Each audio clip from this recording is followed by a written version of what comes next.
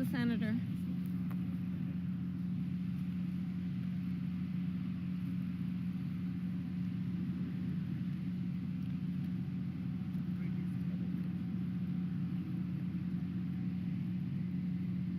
So I'm here in Augusta to first and foremost thank the federal, state, and local leaders. Mayor, I want to thank you for your leadership in particular on the ground. I am here to personally take a look at the devastation, which is extraordinary, and it is and particularly devastating in terms of the loss of life that this community has experienced, the loss of normalcy, and the loss of critical resources. And so I'm here today to thank all of those who are working to get folks the support and the relief that they so desperately need and so rightly deserve. And that includes the fact that still in this community, up to 60% of the residents here do not have power. Many have been without running water for at least a couple of days now. Many have water but no hot water.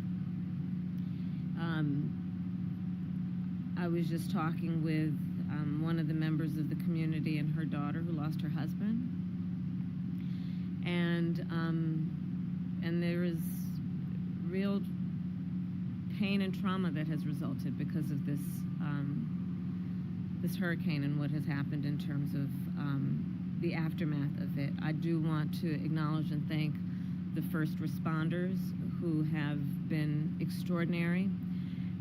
Having met with them, they are the kind of folks that are the heroes in moments of crisis, who do extraordinary work that is about lifting up other people. As it relates in particular to the leaders who are here and doing that work, including the first responders, most of them, as it relates to the local folks, are folks who have personally, and their families have personally experienced loss and devastation, and yet they leave their home, leave their family to go to centers like where I was earlier to do the work of helping perfect strangers. And it really does highlight the nobility of the kind of work that these public servants have dedicated themselves to, which can be in moments of crisis like this so selfless in the way that they do that work. The President and I have been paying close attention from the beginning to what we need to do to make sure the federal resources hit the ground as quickly as possible.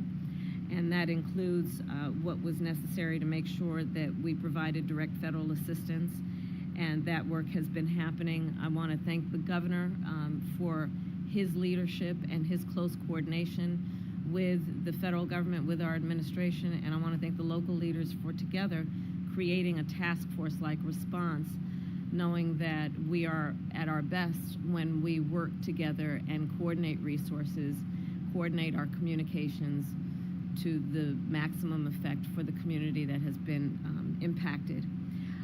And the federal relief and assistance that we have been providing has included FEMA providing $750 for folks who need immediate needs being met, such as food, baby formula, and the like. And you can apply now for anyone who's watching this who has been affected. There are FEMA personnel who are going door to door to interact personally with folks, especially those who do not have electricity. But also that aid, if you have electricity, can be applied for online, and I encourage people to do that. FEMA will just basically verify your address, and then the process should take hold. FEMA is also providing tens of thousands more dollars for folks to help them be able to deal with home repair, to be able to cover a deductible when and if they have insurance, and also hotel costs. Today I'm also announcing that the President has approved the governor's request for 100% federal reimbursement of local costs.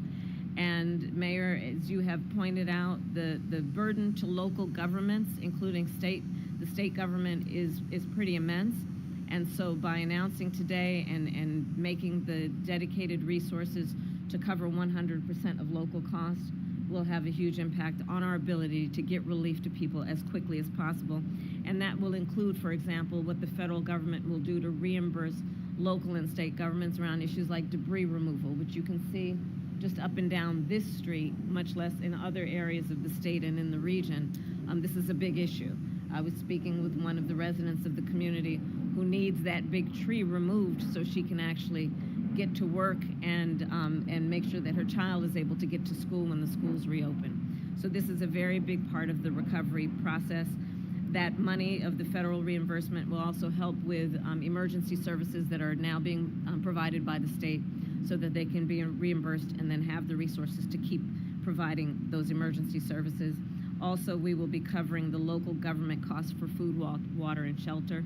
Again, resources that are desperately needed by the members of this community.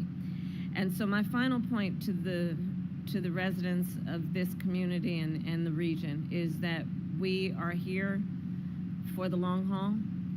There is the work that we have done together that was the immediate response, well, preparation for, and then the immediate response after. But there's a lot of work that's going to need to happen over the coming days, weeks, and months. And the coordination that we have dedicated ourselves to will be long-lasting to get families, to get residents, to get neighborhoods back up and running. And my last point is this.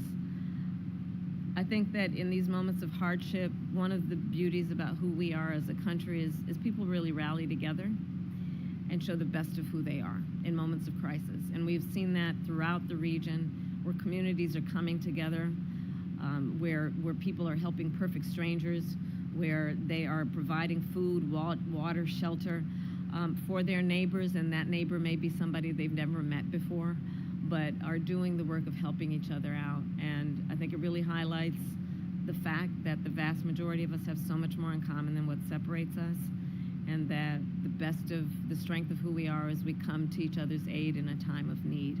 So I thank everyone for doing that kind of work every day. And with that, there is more work to be done. Thank you all. Thank you. Thank you. I did receive updates in terms of what's happening in the state, and so far the number looks to be 33. The mayor was just sharing with me 7 alone in Augusta, Richmond County. So the numbers are coming in, and part of the challenge of being accurate at this moment is that there are still so many areas that are remote, also rural areas, areas that are not easily accessible. So the assessment of the damage is being done across the board, and of course the highest priority is to locate and determine individuals, people who are in need, and making sure we're getting to them as quickly as possible.